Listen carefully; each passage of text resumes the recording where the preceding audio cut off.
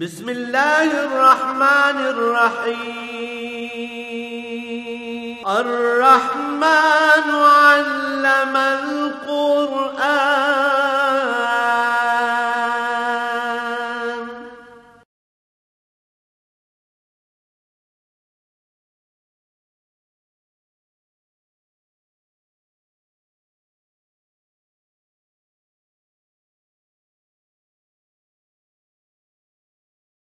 الحمد لله رب العالمين والصلاة والسلام على حبيبه محمد وآله وصحبه أجمعين. أعوذ بالله من الشيطان الرجيم. بسم الله الرحمن الرحيم.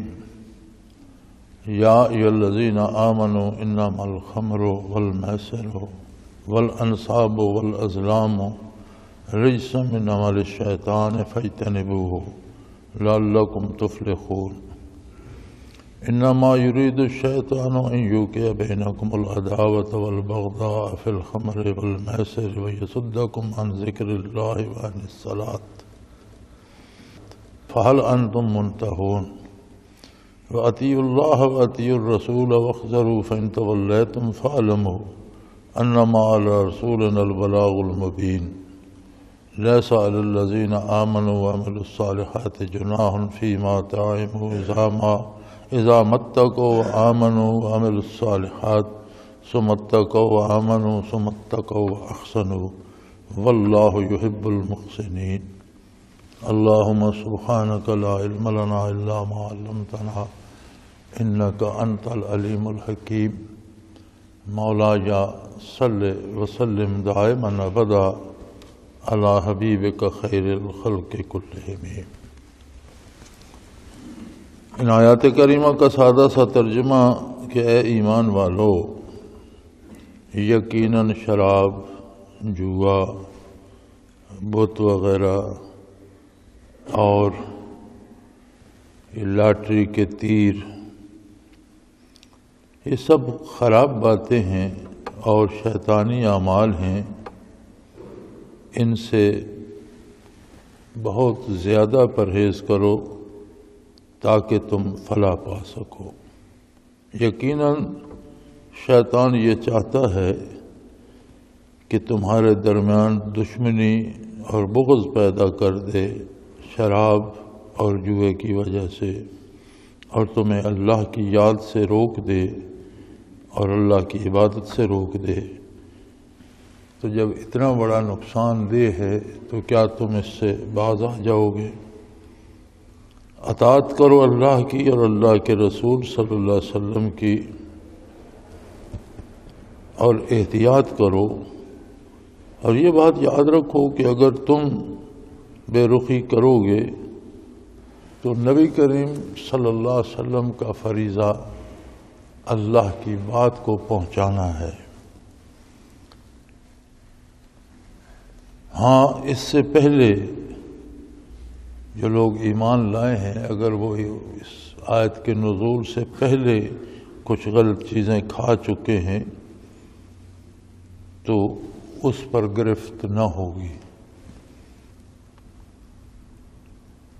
اور جب وہ ایمان لاتے ہیں تو اللہ کا قرب تلاش کرتے ہیں، تقوی اختیار کرتے ہیں، تو اس سے ایمان میں زیادتی ہوتی ہے، اعمال میں صلاحیت پیدا ہوتی ہے. پھر مزید محنت کرتے ہیں تو اور ایمان میں نکھار آتا ہے. پھر مزید محنت کرتے ہیں تو حضور حق نصیب ہوتا ہے، اور اللہ ایسے لوگوں کو جنہیں حضور حق نصیب ہو بہت زیادہ محبوب رکھتے ہیں.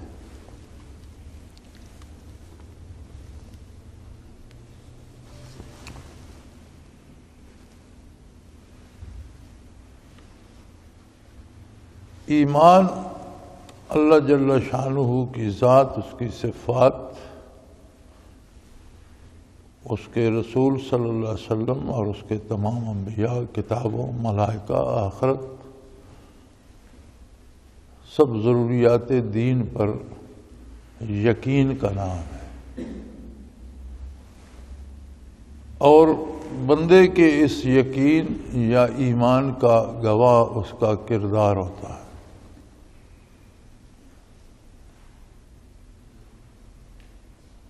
آپ ایک چھوٹی سی مثال سے بات سمجھی جا سکتی ہے کہ ہم ایک آدمی کو کہتے ہیں کہ مجھے پانی لا دو، وہ کہتا ہے جی میں نے آپ کی بات مان لی، بالکل پانی لا، لیکن لا کر نہیں دیتا، تو کیا آپ یہ سمجھیں گے کہ اس نے بات مانی؟ زبانی کہتا ہے آپ کی بات مانی، آپ کا حکم سر آنکھوں پر، لیکن لا کے نہیں دیتا۔ اعمال اور ایمان کی یہی نسبت ہے کہ ہم کلمہ پڑھتے ہیں اور کہتے ہیں کہ اللہ تیری عظمت کے قائل ہیں، تیرے نبی کی صداقت کے قائل ہیں، لیکن کام اللہ و اللہ کے رسول کے حکم کے خلاف کیا جائے تو یہ تو ماننا نہ ہوا۔ پھر کچھ چیزیں ایسی ہیں، کردار میں کچھ چیزیں ایسی ہیں، اغذیہ میں کچھ چیزیں ایسی ہیں جو روکتی ہیں اطاعت الہی سے۔ ان میں سب سے پہلا ذکر ایسی چیزوں کا فرمایا جو انسان کے حواس مختل کر دیتی ہیں۔ جیسے کوئی نشہ کرتا ہے کسی قسم کا بھی، تو نشے کی کیفیت میں اس کے حواس مختل ہو جاتے ہیں، بات سمجھ نہیں سکتا، بھلے برے کی تمیز نہیں ہے۔ تو جب حواس ہی مختل ہوں گے تو اطاعت کیا کرے گا؟ اس سے تو اچھے برے کی تمیز ہی نہیں ہوگی۔ تو فرمایا اے ایمان والوں، یقیناً خمر یعنی نشہ آور مشروب وہ کوئی بھی ہو جس کے پینے سے نشہ ہوتا ہو۔ ہمارے ہاں اس کا ترجمہ شراب لکھ دیتے ہیں۔ شراب کسی بھی پینے والی چیز کو شراب کہا جا سکتا ہے۔ شراب کا ترجمہ عربی میں یہ ہے پینے والی چیز۔ شربا شربوں سے ہے پینا، شرابہ کا معنی ہے پینا، کوئی بھی پینے والی چیز ہو اسے شراب کہتے ہیں۔ تو ہم میدان عرفات میں تھے اور وہ چھوٹے چھوٹے بچے بیچتے پھرتے تھے مشروبات کے۔ اس وقت یہاں پاکستان میں ٹن نہیں ہوتے تھے، وہاں ہوتے تھے، ان میں جوس بھی ہوتا تھا اور وہ 7 اپ وغیرہ بھی۔ تو وہ صدا لگاتے پھرتے ہوتے تھے شراب شراب شراب، پینے کی چیز ہے، مشروب بیچ رہے ہیں۔ تو یہاں قریب کے ایک حاجی صاحب وہاں تھے، وہ اسے ملے تو کہنے لگے دیکھو یار عجیب بات ہے، یہ عرفات میں شراب بیچتے پھرتے ہیں۔ میں نے کہا حاجی صاحب یہ وہ شراب نہیں ہے، یہ 7 اپ ہے، کچھ جوسز ہیں۔ شراب کا مطلب ہوتا ہے پینے کی چیز۔ تو یہاں بھی اردو میں ترجمہ شراب کر دیتے ہیں، اور ہمارے ہاں شراب صرف ایک خاص مشروب کا نام ہے جس سے نشہ ہوتا ہے۔ وہ کوئی بھی مشروب ایسا ہو جو نشہ آور ہو وہ خمر ہے، جسے پی کر نشہ ہو جائے، حواس مختل ہو جائیں، وہ خمر ہے اور وہ حرام ہے۔ تو فرمایا یقیناً ایسا مشروب کی جو نشہ آور ہو، والمیسر ہو اور جوا،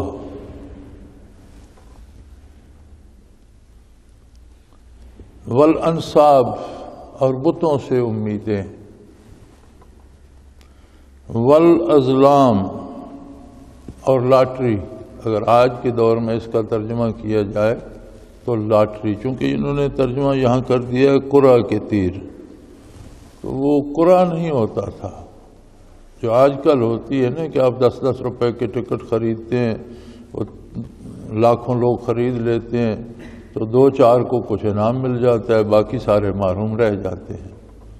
وہ بھی اس طرح کرتے تھے کہ کوئی اونٹ خریدا، اب وہ اونٹ انہوں نے ذبح کیا تو اس میں 8, 10, 15, 20 آدمی حصے دار تھے، وہ 20 آدمی حصے دار تھے تو 20 تیر لے لیے، تو ان پر مختلف چیزیں لکھ دیں۔ اگر 10 من گوشت ہے تو کسی پر 1 من لکھ دیا، 1 تیر خالی چھوڑ دیا، دوسرے پر 2 کلو لکھ دیا۔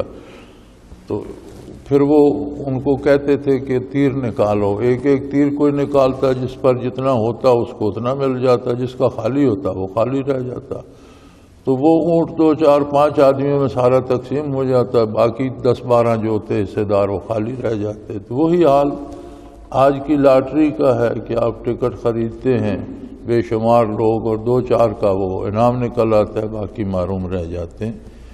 قرعہ جو ہوتا ہے، یہ اردو میں انہوں نے اس کا ترجمہ قرعہ کر دیا۔ قرعہ ہوتا ہے کہ 2 چیزیں ایک جیسی ہیں، ایک چیز کے ہم نے 2 حصے کیے ہیں، اب 2 حصے دار ہیں تو وہ مطمئن نہیں ہوتے کہ کس کو کون سا حصہ ملے، دونوں ایک جیسے ہیں لیکن وہ اس پہ مطمئن نہیں، تو قرعہ ڈالا جاتا ہے کہ کس کو کون سا حصہ ملے، اس میں نقصان نہیں ہوتا۔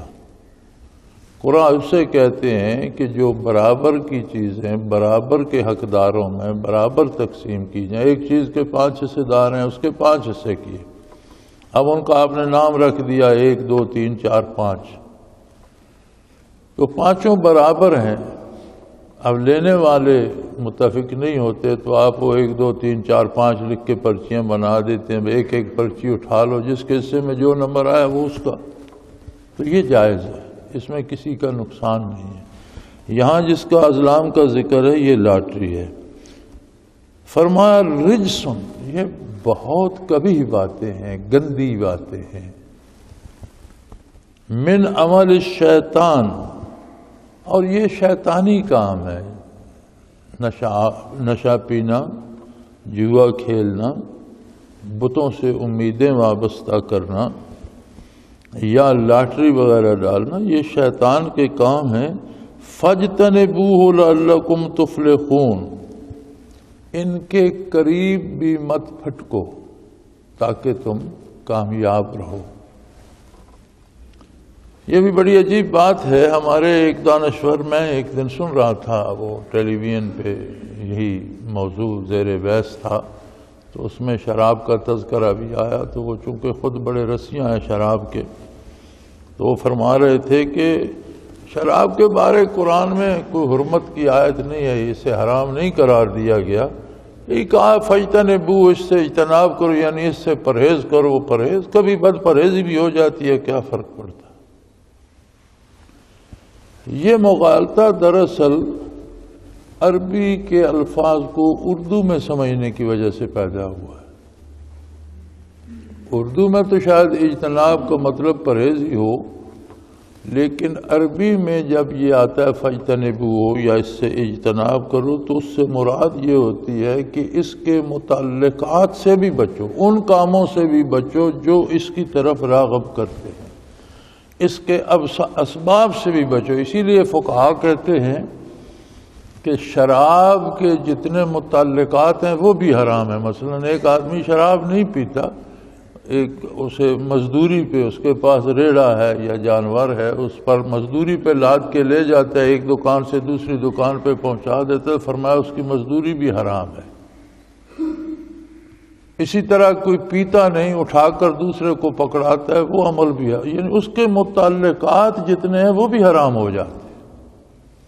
اور یہ 2 چیزیں ایسی ہیں، ایک نشہ آور مشروب اور ایک خنزیر، ان کے متعلقات بھی حرام ہیں کہ کوئی کسی کے پاس ٹرک ہے، وہ کسی کے خنزیر اجرت پر لاد کے لے جاتا ہے، وہاں جا کے اتار دیتا ہے، وہ اجرت بھی حرام۔ یعنی ان سے جن جن چیزوں کا تعلق بنتا ہے وہ بھی حرام ہوتی چلی جاتی ہیں۔ یہ اس قدر خبیث اور گندے اور شیطانی کام ہے۔ تو یہ خوب سمجھ لینا چاہیے کہ جہاں قرآن کریم میں اجتناب آیا ہے، اس سے مراد یہ ہے کہ اس کے متعلقات کے قریب بھی مت پھٹکو، اس کے قریب ہی مت پھٹکو، وہ کام بھی چھوڑ دو جو مثلا شرابیوں کے پاس بیٹھنا تو اب منع نہیں ہے، اگر وہ پیتے ہیں تو خود پیتے ہیں، لیکن اجتناب کا جو لفظ استعمال، اس کی وجہ سے شرابیوں کی صحبت بھی حرام ہو گئی۔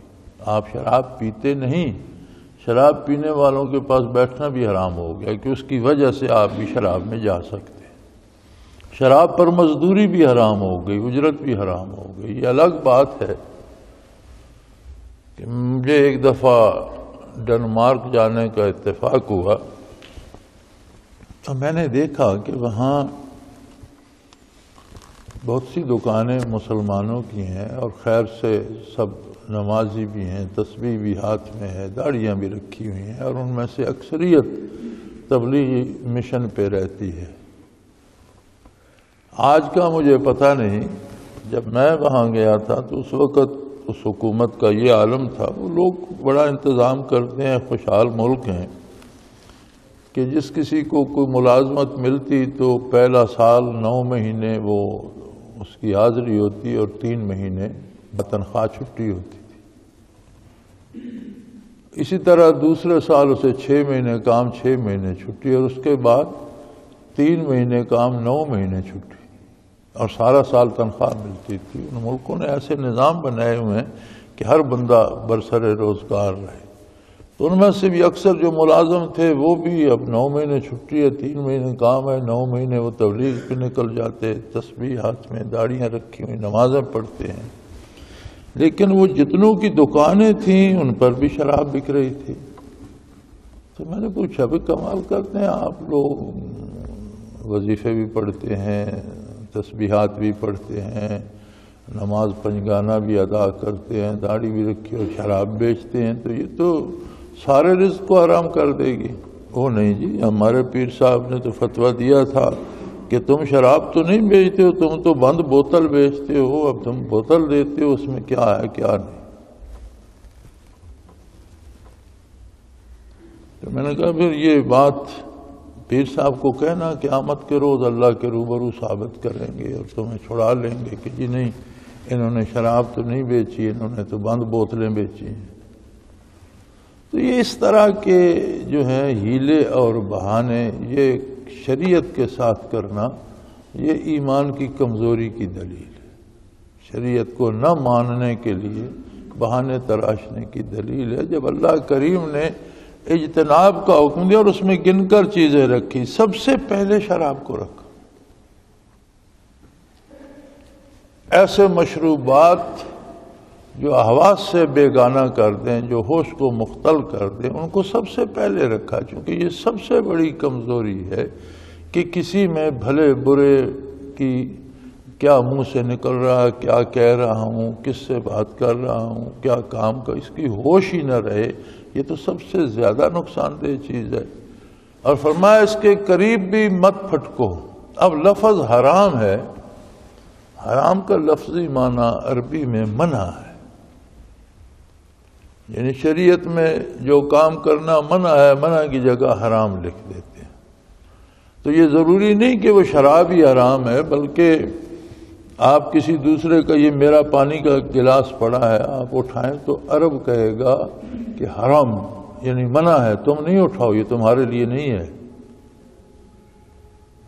تو اس کا مطلب یہ تو نہیں ہوگا کہ وہ پانی حرام ہو گیا، آپ کا وہ عمل منع ہے کہ آپ دوسرے کا پانی کیوں اٹھا رہے ہیں۔ تو عربی میں حرام کا معنی منع ہے۔ اب یہ کہنا کہ یہ کام کرنا منع ہے اور یہ حکم دینا کہ اس کے قریب بھی مت پھٹکو، ان دونوں میں کتنا فاصلہ ہے۔ ایک کام سے ارشاد فرمایا جاتا ہے کہ یہ کام کرنا منع ہے، جب یہ کہا جائے گا تو لفظ ہوگا حرام کہ یہ منع ہے۔ جب یہ کہا جائے گا کہ اس کے قریب بھی مت پھٹکو تو یہ اس حرام سے بہت زیادہ شدید ہے کہ اس کی طرف جتنی چیزیں اس کی طرف مائل کرتی ہیں وہ بھی چھوڑ دو۔ ہمارے دانشوروں نے چونکہ یہ شرابیں پیتے ہیں تو انہوں نے یہ آسرا لے رکھا ہے، اور یہ ٹی وی پہ میں نے سنا تھا کہ جی قرآن میں کہیں بھی شراب کے ساتھ حرام نہیں آیا۔ میں نے کہا حرام تو ہلکا لفظ ہے بھائی، اجتناب آیا ہے، اور اجتناب کا معنی ہے کہ جو چیزیں بھی اس طرف لے جانے والی ہوں وہ ساری بھی چھوڑ دو۔ تو اجتناب اس سے کہیں زیادہ سخت لفظ ہے عربی میں۔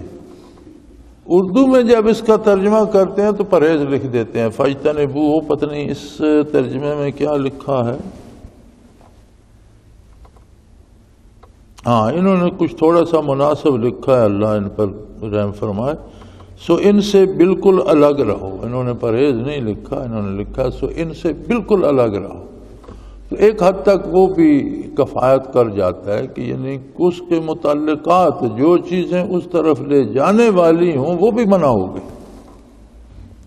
یہاں ہمارے دانشوروں نے یہ معنی نکالا کہ یہ اجتناب کا مطلب پرہیز ہوتا ہے، پرہیز کبھی نہیں بھی ہوتی، بد پرہیزی بھی ہو جاتی ہے.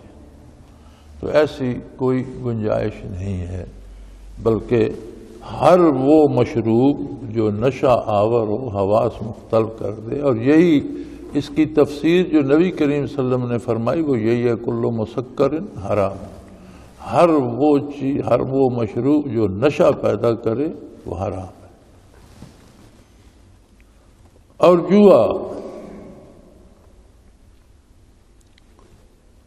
جوا سود، تجارت، یہ الگ الگ 3 ذریعے ہیں دولت کمانے کے.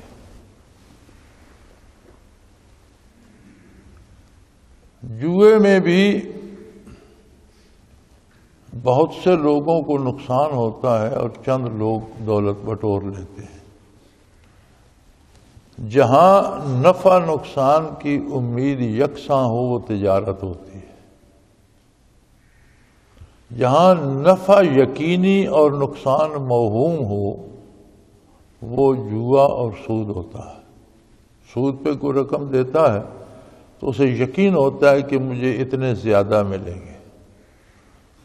ہوتا ہے کوئی سود لینے والا مر گیا اور رقم ضائع ہو گئی، نقصان کا بھی اندیشہ لیکن کم ہوتا ہے.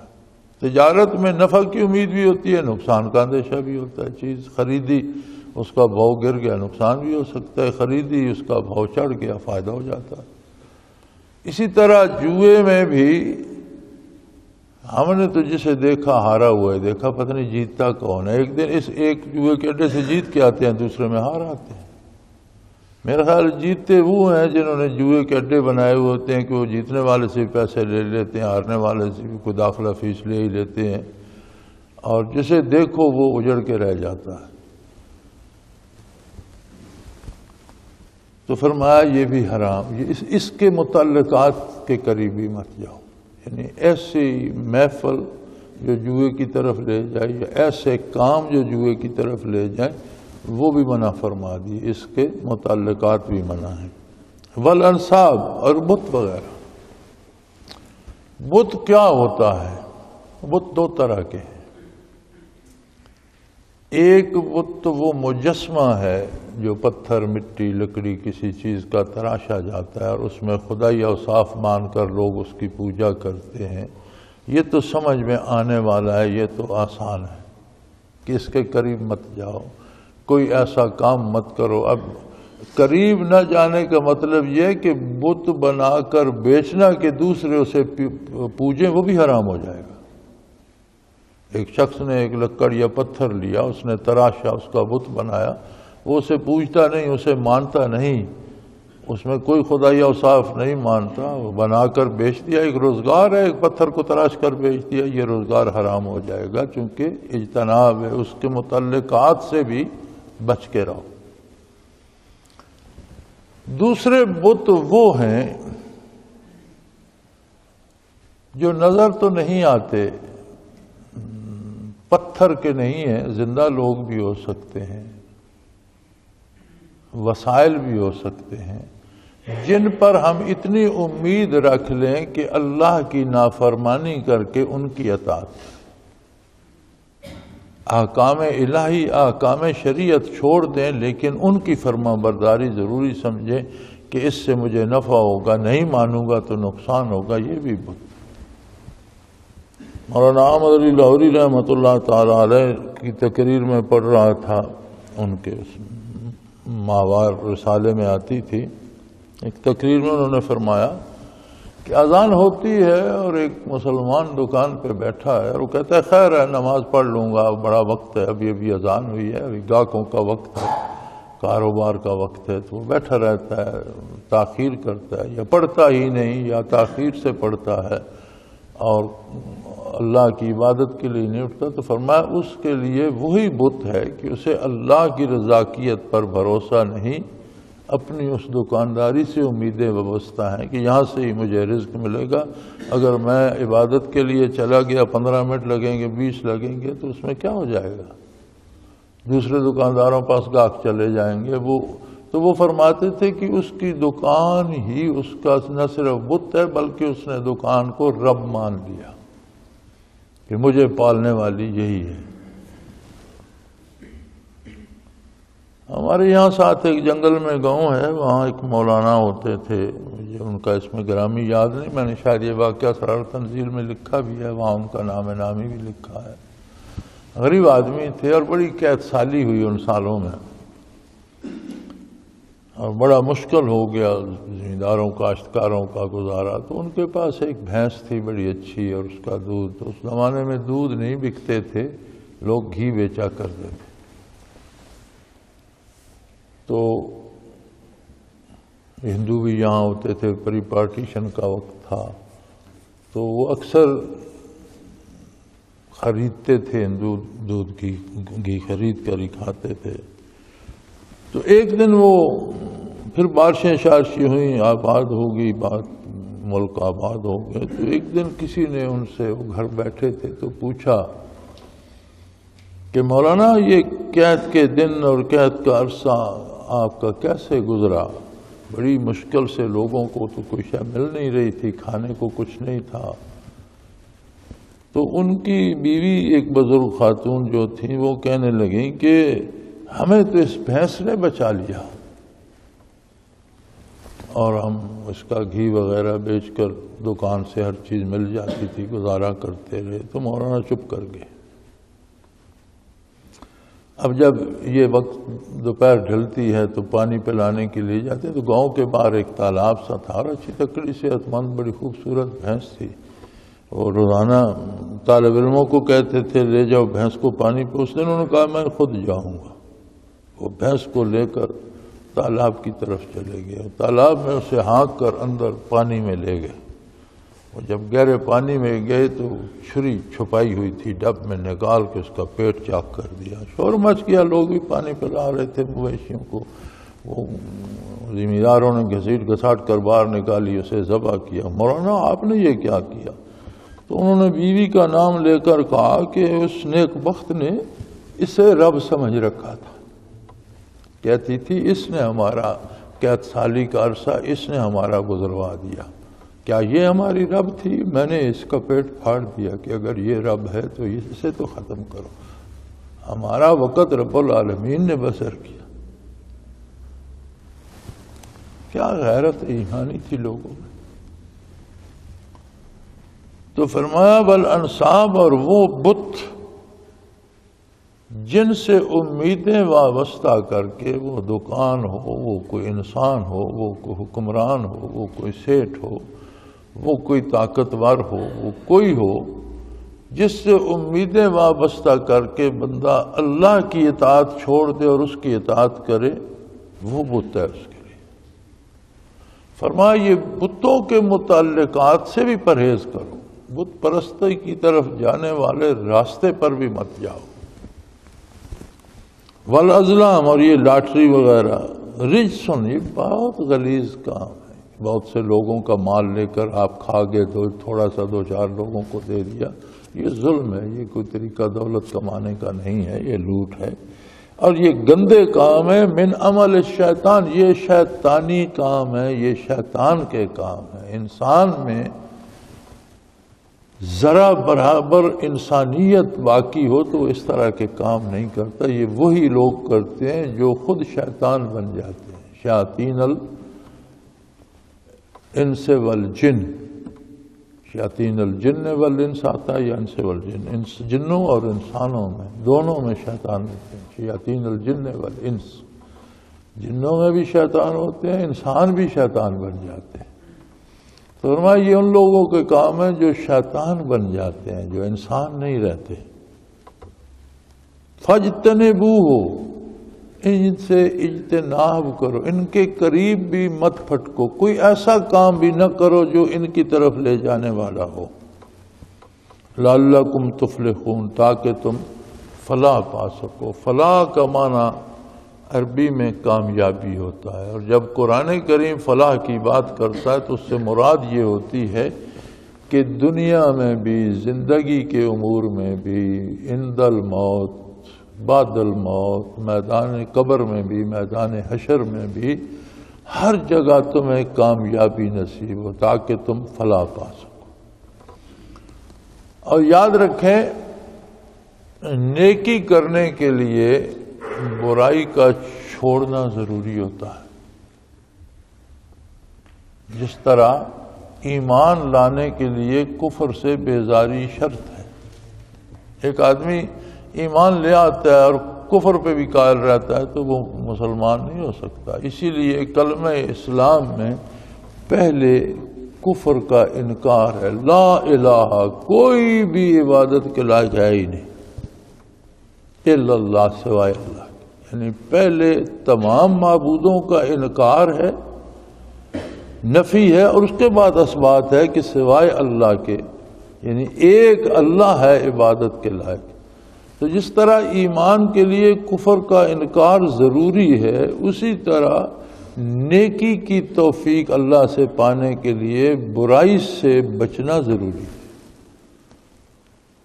جو بھی بندہ برائی چھوڑ دے گا اللہ کے حکم سے، نبی پاک صلی اللہ علیہ وسلم کا اتباع کر، اللہ اسے نیکی کی توفیق عطا کر دے گا، اسے نیکی کی توفیق نصیب ہو، وہ نیکی کر سکے گا۔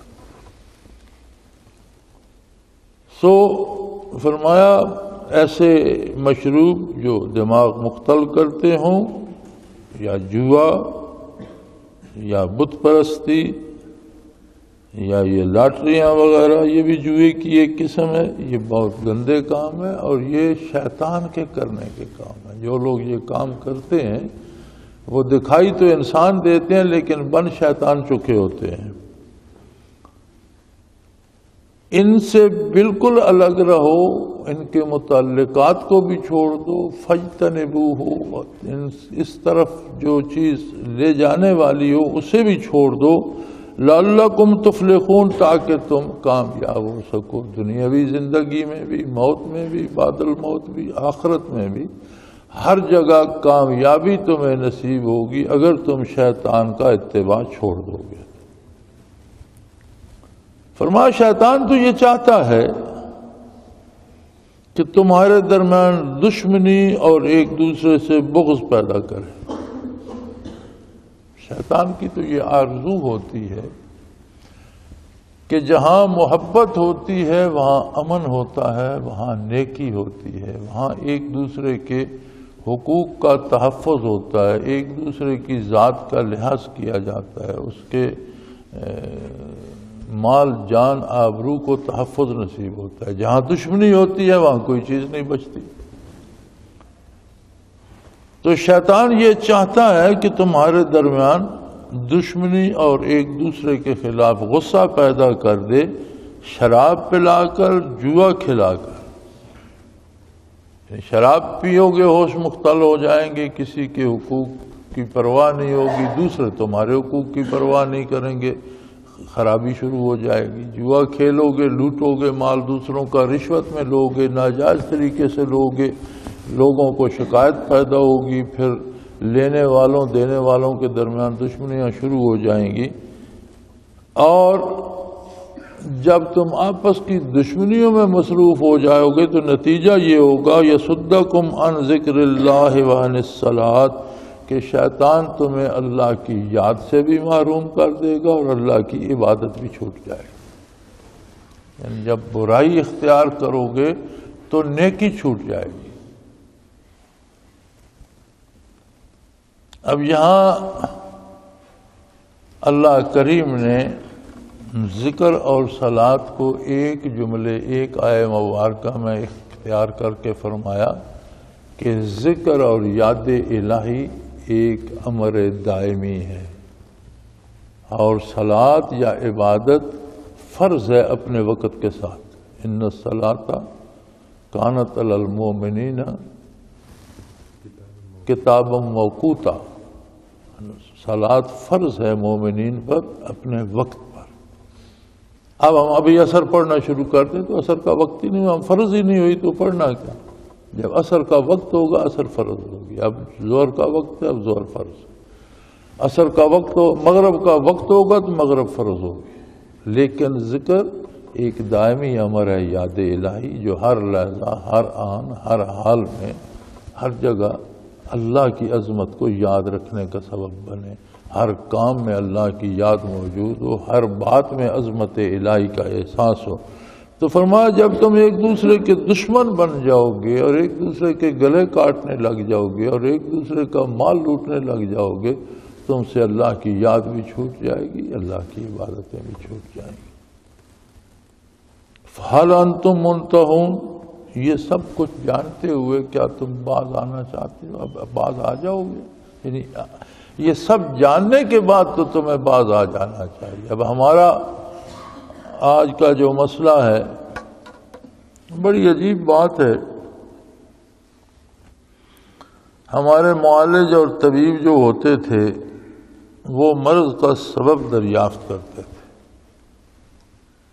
بخار ہے جی کسی کو، اب اس کے مختلف اسباب ہو سکتے ہیں، کہیں چوٹ لگی ہوئی ہے اور اس میں کچھ خرابی آ گئی، اس وجہ سے بخار ہو گیا، ٹھنڈ لگ گئی اس وجہ سے بخار ہو گیا، کوئی چیز کھا لی ایسی جس سے بخار ہو، تو وہ مختلف اسباب ہوتے تھے بیماری کے، وہ سبب تلاش کرتے تھے۔ اب چوٹ لگی ہے اور اس میں زخم بن گیا ہے، اس کی وجہ سے بخار ہے، تو وہ زخم کا علاج کرتے تھے، جب زخم ٹھیک ہوتا تھا بخار بھی ٹھیک ہو جاتا۔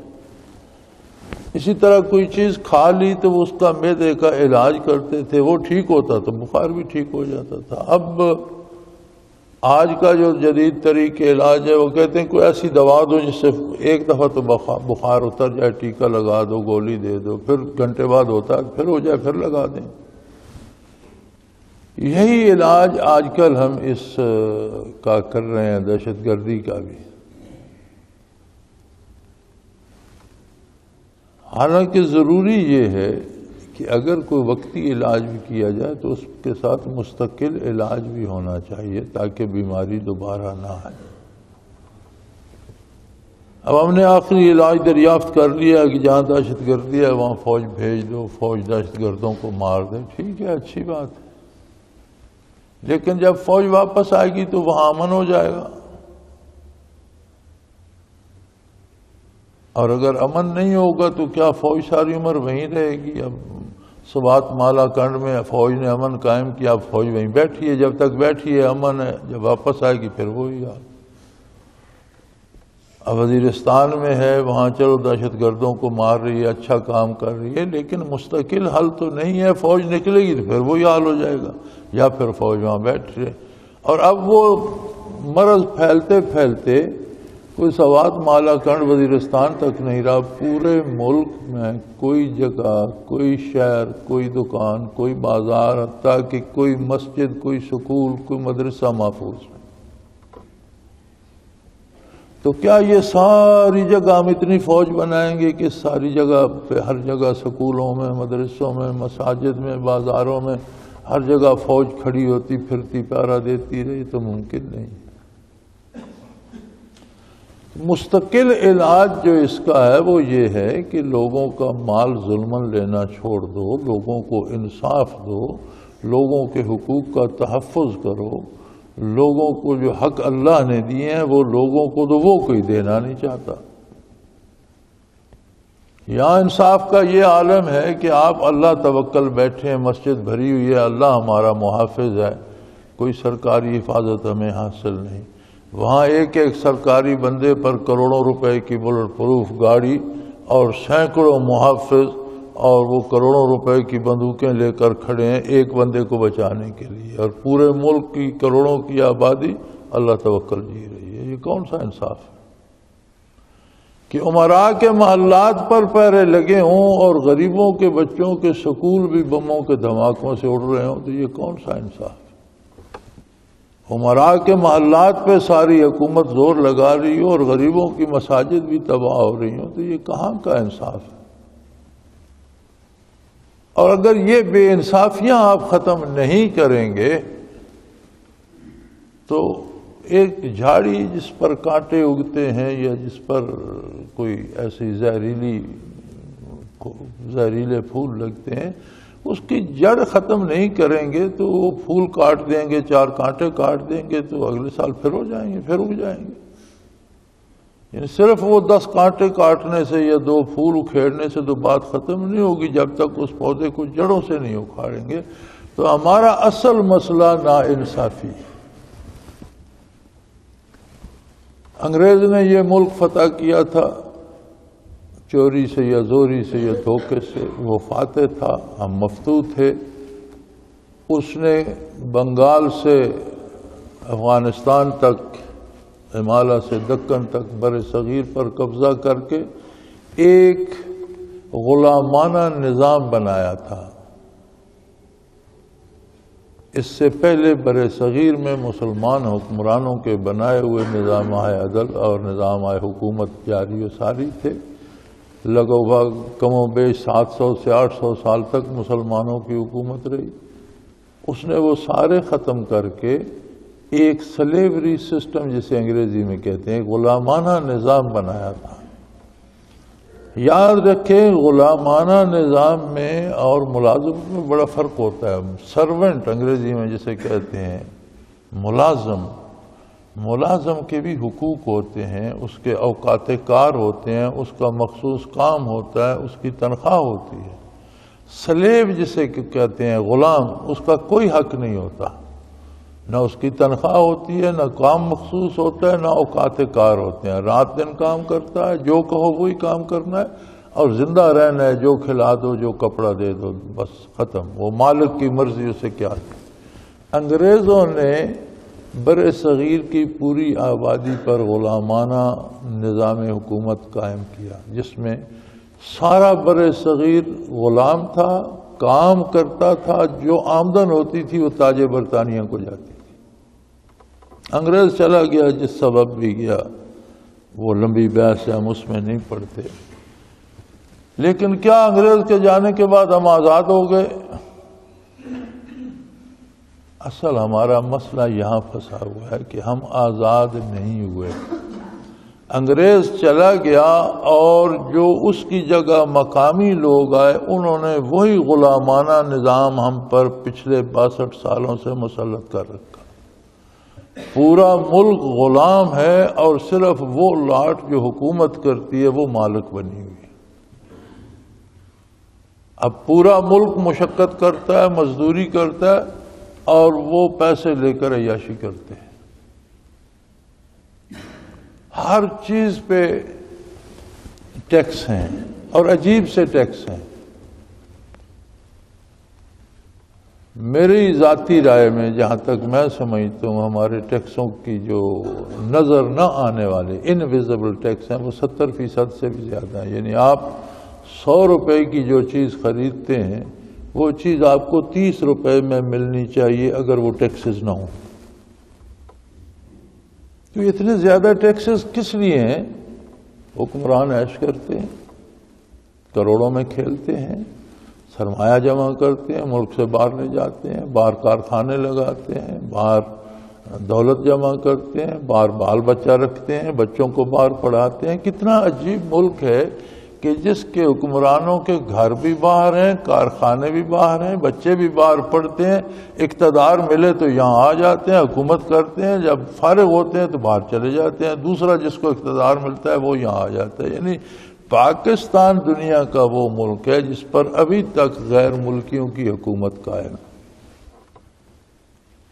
پہلے انگریزوں کی تھی، اس کے جانے کے بعد ابھی تک غیر ملکیوں کی قائم ہے۔ ہمارے ساتھ ہندوستان ہے، اسے دیکھ لیں، انہوں نے اگر وہ نظام بدلا نہیں تو انگریز والا نظام رہنے بھی نہیں دیا۔ اب ان کی ایک مصیبت ہے، ہندو کی مصیبت یہ ہے کہ اس کا اپنا مذہب انسانوں کا بنایا ہوا ہے، اس میں کوئی رہنمائی نہیں ہے، لیکن انہیں جہاں بھی اس سلیوری سسٹم نے تکلیف دی انہوں نے تبدیل کر دیا، انہوں نے بہت سا بدل کر اپنے مزاج کے مطابق ڈھال دیا۔ یہاں کسی نے ایک حرف بھی نہیں بدلا۔ وہی انگریز کا غلاموں والا بنایا ہوا نظام ہے، اور اس میں انہوں نے یہ کیا ہے کہ پیدا یہاں ہوئے تھے، انہوں نے جا کر انگریز کے ساتھ رہنا شروع کر دیا، گھر وہاں بنا لیے، کارخانے وہاں لگا لیے، بچوں کو وہیں پڑھاتے ہیں، حکومت کرنے یہاں آ جاتے ہیں، اور ہم زندہ باد مردہ باد کر کے ووٹ دیتے رہتے ہیں اور بھگت رہے ہیں اس کی۔ پھر شکایت کیوں؟ تو اگر دہشت گردی کو ختم کرنا ہے تو سب سے پہلے ایک آزاد نظام وضع کریں جس میں ہر بندے کے حقوق کا تحفظ ہو۔ محلوں میں رہنے والوں کے حقوق ہیں تو خانہ بدوشوں کے بھی حقوق ہیں، وہ بھی اللہ کی مخلوق ہیں، انسان ہیں، اسی زمین پر بستے ہیں۔ امیروں کے حقوق ہیں تو غرباء کو بھی اللہ نے زندہ رہنے کا حق دیا ہے۔ امیروں کے بچوں کے لیے تو اعلیٰ ترین کالج اور ہزاروں کی فیسیں ہیں، غریب کا بچہ کہاں پڑھے گا؟ اس کے سکول میں کبھی سکول نہیں ہے، سکول ہے تو استاد نہیں ہے، استاد ہے تو کتاب نہیں ہے۔ یہ کون سا طریقہ ہے؟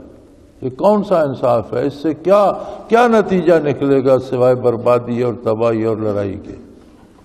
تو ان اسباب کی طرف کوئی آتا نہیں، انہیں ختم نہیں کرنا چاہتے۔ ابھی تک یہ کوشش ہے کہ ان کے منہ بند کر دو یا منہ ان کا گولی سے اڑا دو، لیکن یہ اتنے منہ ہیں کہ یہ اب 20-21 کروڑ لوگ ہو گئے، 20-21 کروڑ لوگوں کو مار دو گے تو حکومت کس پر کرو گے؟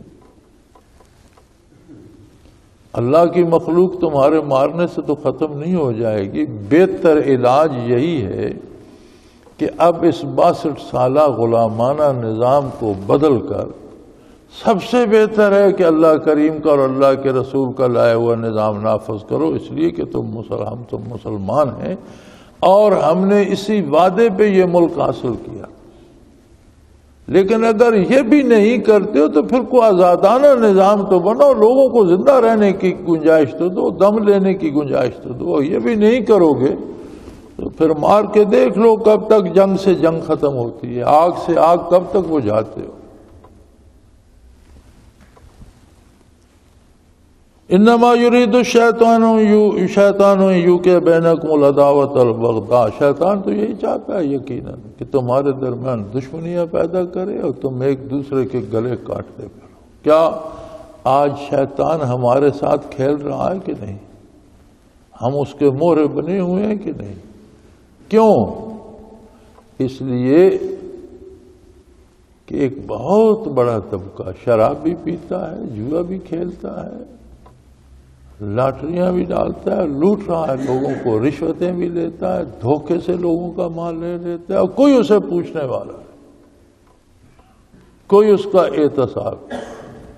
غریب آدمی اگر غلطی سے اشارہ بھی کراس کر جائے تو پکڑا جاتا ہے، امیر اربوں روپے کھا جائے تو اس کے لیے NRO آ جاتا ہے کہ اسے چھوڑ دو، معاف کر دو۔ لاکھوں آدمیوں کو قتل کر دے، تباہ کر دے، ملک کو برباد کر دے، ملک سے غداری کرے، اس کے لیے معافی نامہ آ جاتا ہے۔ اگر یہ حال ہوگا تو نتائج ایسے ہی ہوں گے۔ آج جو کچھ یہ دہشت گردی ہو رہی ہے اس میں کوئی نیکی نہیں، یہ شیطان ہم سے کھیل رہا ہے۔ یہ کون سی نیکی ہے کہ بچیوں کے سکول میں بم پھاڑ دیا اور معصوم بچیوں کو مار دیا؟ یہ کون سی نیکی ہے کہ مسجد میں گولیاں برسائیں اور نمازیوں کو حالت نماز میں شہید کر دیا؟ یہ کون سی نیکی ہے؟ کون ایسا کر سکتا ہے سوائے اس کے کہ جو لوگ شیطان کے کہنے پہ آگے اس کی بات مان کر رہے ہیں؟ اور علاج کرنے والے جو ہیں وہ علاج بھی کرنا نہیں چاہتے، وہ اپنی عیاشی چھوڑنا نہیں چاہتے، لوٹ مار سے باز آنا نہیں چاہتے، لوگوں کے حقوق چھیننے سے باز نہیں آنا چاہتے۔ تو دیکھیں اللہ کریم ہمیں توبہ کی توفیق عطا فرمائے اور ہمیں خود اپنی اصلاح کرنے کی توفیق بخشے اور ان مصیبتوں سے ہمیں اپنی پناہ اور امان میں رکھے۔ لیکن ہمیں یاد رکھو اس طرح شیطان تم سے کھیلے گا، تمہیں دشمنی میں مبتلا کر دے گا اور اللہ کی یاد بھلا دے گا اور اللہ کی عبادت سے روک دے گا۔ جو لوگ یہ قتل عام کر رہے ہیں وہ اللہ کی عبادت کب کر سکیں گے؟ انہیں اللہ کب یاد ہے جب وہ اللہ کی مخلوق پر آگ اور خون برسا رہے ہیں، بچوں کو یتیم اور خواتین کو بیوہ کر رہے ہیں اور بچوں مردوں عورتوں کو بازاروں کو اجاڑ رہے ہیں، انہیں کب اللہ یاد ہے؟ تو فرمایا یہی شیطان چاہتا ہے کہ تم پر یہ مصیبتیں نازل کرے. وآخر دعوانا ان الحمدللہ رب العالمین. اللہ اللہ اللہ اللہ اللہ اللہ اللہ اللہ.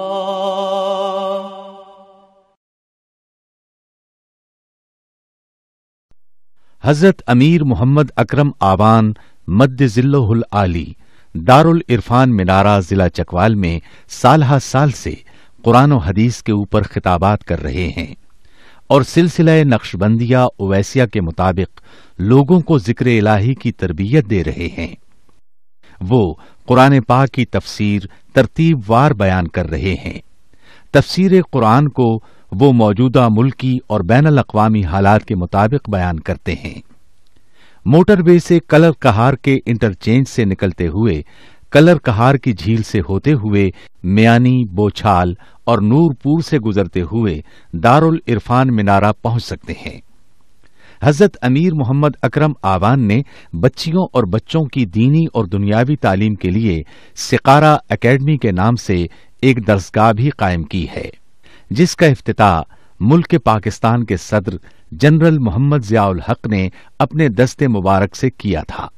وہ تمام احباب جو اسلام کی طلب رکھتے ہیں ان سے گزارش ہے کہ دارالعرفان منارہ ضلع چکوال میں امیر محمد اکرم آوان صاحب کے خطابات سے مستفید ہوں. وہ ہر جمعے کو نماز سے پہلے بیان فرماتے ہیں.